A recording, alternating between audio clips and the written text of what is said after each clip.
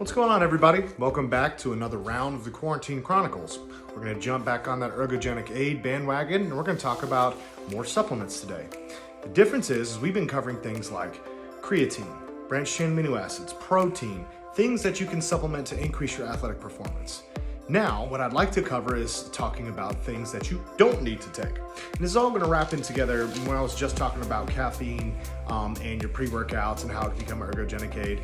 Now I want to talk about what's in your pre-workouts that just don't do anything. Or maybe supplements that you've been using that you think that may be helping, or you're at a dose that may be helping, you're not getting the effects that you think it should be, and I'm going to tell you why, okay? Glutamine. Glutamine? What do you mean it doesn't work? Well, let's talk about glutamine. Glutamine is essential for a lot of metabolic physiological processes. It's the most abundant amino acid in the body. You produce a lot of it. It comes in from your dietary intake. So meaning if you aren't malnourished in any way and you're eating a good diet, you're eating your 3 meals a day, you're getting enough in, okay? You're not gonna need to supplement more. Supplementing helps, I get that. But let's go to see what the research says, okay? Glutamine plays a big role in your immune function, and it plays a big role in intestinal health, and it plays a big role in protein synthesis. But the fact that your body makes so much is glutamine is gonna fall into a category of waste of money. Especially too, if you're supplementing protein, having supplementary protein shakes and things like that and bars, you're getting a ton of glutamine from it, okay? What research shows us is that supplementing glutamine is not beneficial in increases in performance, increases in lean body mass, or recovery. I know, everybody's looking at their tub of glutamine right now like, they took me for my money. Again, to touch back on if you're already supplementing protein, it's one of the main amino acids in that protein supplementation as it is, so there's no need to do excess or extra supplementing. And again, just to surmise my whole point, if you already have a normal diet and you're already eating fine, you're not malnourished, you're not in a glutamine deficiency, any kind of condition that leads to that, you don't need to supplement it because you're getting enough, all right? It comes in from your diet, okay? Now, I know that might blow some of your minds and you might be mad or not agree with me. Look it up. You should be researching all the stuff that you're putting in your body anyways because it's your body, and you don't want to put something in that you don't need, right? So we don't want to waste our money, all right? We want to understand what's going into our bodies. What else are you taking that you think may be helping your athletic performance, but isn't? So another thing is, well, let's look at nitric oxide supplements. Now, nitric oxide itself is produced within the body because it plays a role in what's called vasodilation. All that means is your vein goes from about this big to this big. But my point is it opens up, increases the circumference of the veins so that you have a higher delivery of blood flow to working muscles or to whatever body part that's being stressed at the time. Now, there's a lot of supplementation out there that can say that it will increase vasodilation specific to nitric oxide release, but that doesn't work. What these nitric oxide supplements claim they can do is they can increase that pump, right? You can get this huge pump while you're working out. That's just not the case. When supplemented, it does not lead to increases in blood flow to working muscles. Therefore, it's not going to increase your athletic performance because all of your energy, all of your fuel, all of your oxygen is transported through the blood, right? The more blood you get to working muscles, right?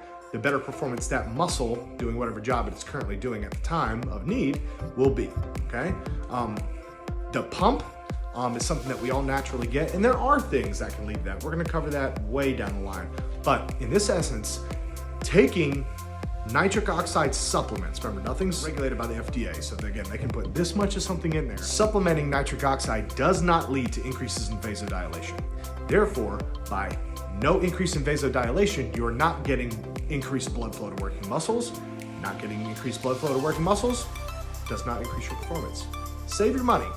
Look at your pre-workouts again and see what's inside of them. You'll see different supplements that'll claim to increase this. They don't. That's a waste of money. It's a filler, all right? It's a filler that you have within your pre-workout. Again, if you go back to one of my previous videos talking about caffeine, caffeine itself is, in fact, the ergogenic aid when used in the correct dosages with the correct timing that I covered in my previous video. That is something you can do to actually increase your athletic performance. Save your money. Don't waste your time, don't waste your efforts. So now I'm gonna cover something that probably most of you aren't very familiar with, all right? We talked about in my previous posts, we talked about branched-chain amino acids, all right? So just simply to cover them, leucine, isoleucine, valine, all right? Those are your 3 amino acids that make up branched-chain amino acids. They're essential amino acids, meaning your body does not produce them. You get them from the foods that you eat. Now, here's a supplement that you may be unfamiliar with. It's called HMB, all right? Hydroxymethylbutyrate, right? And the reason it became popular is because it's a leucine derivative, all right? It results from the breakdown of leucine. And leucine, if you remember from my previous post, is a main driver in protein synthesis. That's one of the main roles that leucine plays within your body. It's a wonderful supplement. Studies have also shown that if you supplement just leucine by itself, the efficacy is not as high as supplementing all 3 of the branched-chain amino acids. Now, back to HMB, back to this hydroxymethylbutyrate, all right? It has been shown to not work. Research suggests that the idea behind it is increases in lean body mass, all right? Increases in lean muscle mass, that's the role it plays. It also helps with preventing protein breakdown, okay? That's the idea behind hydroxymethylbutyrate. Research has yet to demonstrate this anti-catabolic effect. Remember, catabolism is the enemy, it's muscle breakdown, and what hydroxymethylbutyrate's claim is that it can prevent catabolism, okay? Catabolism, again, being muscle breakdown. It doesn't do that. Research doesn't back that yet. Research actually has shown it to be inconclusive. So go out on your own time, okay?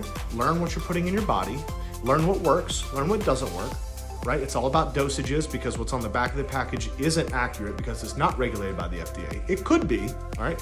Find out for yourself. Understand what you're putting into your body at any given time if you're going to use supplementation. Now what we've covered in this lecture series has been a few things. What works and a list of those supplements. Now we've covered what doesn't work, okay? Save your money. Pre-workouts and things, which people love so much, are up in the $40s and $50. Most of it's a bunch of stuff that doesn't work, okay? I'm not saying everything doesn't work. I'm just saying understand what's in it, understand what you're spending your money on. You can save a lot of money if you choose to supplement pre-workouts. You can use just simple caffeine, okay? But if you have any questions, leave them in the comments. DM me, jeff@njfast.com. Give us a call, 732-251-5224. On top of all of that, you can also just check out our website, njfast.com. Hit us up on all our social media, @njfast. For the time being, guys, we'll see you next time. Be safe, be healthy, be well. See you.